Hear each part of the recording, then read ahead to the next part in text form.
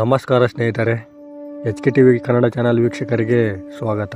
2025 ಮೊದಲ ತಿಂಗಳಾದ ಜನವರಿಯಲ್ಲಿ ಮೇಷರಾಶಿಯವರ ಜನರ ಜೀವನ ಹೇಗಿರಲಿದೆ ಅಂತ ಸಂಪೂರ್ಣ ಮಾಹಿತಿ ಈ ವಿಡಿಯೋದಲ್ಲಿ ತಿಳಿಸ್ಕೊಡ್ತೀವಿ. ಮೇಷರಾಶಿಯವರಿಗೆ ಜನವರಿ ತಿಂಗಳಲ್ಲಿ ಶುಭ ಫಲ ಇರುತ್ತಾ ಅಥವಾ ಅಶುಭ ಫಲ ಇರುತ್ತಾ?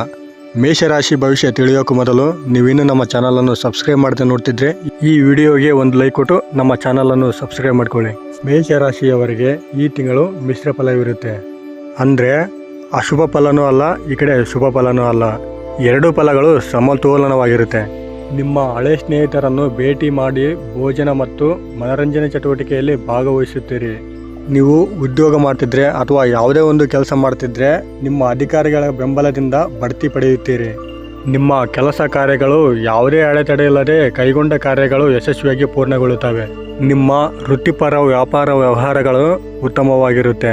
ಮೇಷರಾಶಿಯವರಿಗೆ ಆರ್ಥಿಕ ವಾತಾವರಣವು ಅನುಕೂಲಕರವಾಗಿರುತ್ತೆ. ಯಾವುದೇ ಒಂದು ಕಾರಣದಿಂದ ಮತ್ತು ಯಾವುದೇ ಒಂದು ವಿಧದಿಂದ ಸಮಾಜದ ಪ್ರಮುಖ ವ್ಯಕ್ತಿಗಳ ಪರಿಚಯ ಹೆಚ್ಚಾಗುತ್ತದೆ.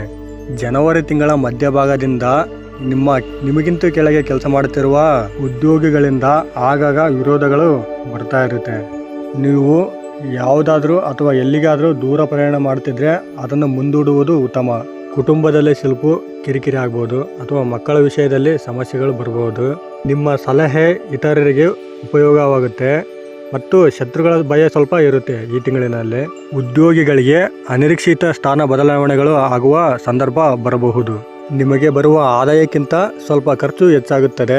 ಅದಕ್ಕಾಗಿ ತಾಯಿ ಲಕ್ಷ್ಮೀ ದೇವಿಯನ್ನು ಪೂಜಿಸುವುದರಿಂದ ಶುಭ ಫಲಗಳು ದೊರೆಯುತ್ತದೆ. ನೋಡಿದ್ರಲ್ಲ ಸ್ನೇಹಿತರೆ, ಜನವರಿ ತಿಂಗಳಿನಲ್ಲಿ 2025ರ ಮೇಷರಾಶಿ ಭವಿಷ್ಯ ನಿಮಗೆ ಇಷ್ಟ ಆಗಿದೆ ಅಂತ ಅಂದ್ಕೊಂಡಿದ್ದೀವಿ. ಇಷ್ಟ ಆಗಿದ್ರೆ ದಯವಿಟ್ಟು ಈ ವಿಡಿಯೋಗೆ ಒಂದು ಲೈಕ್ ಕೊಡಿ.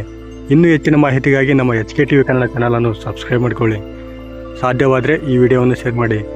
ಧನ್ಯವಾದ.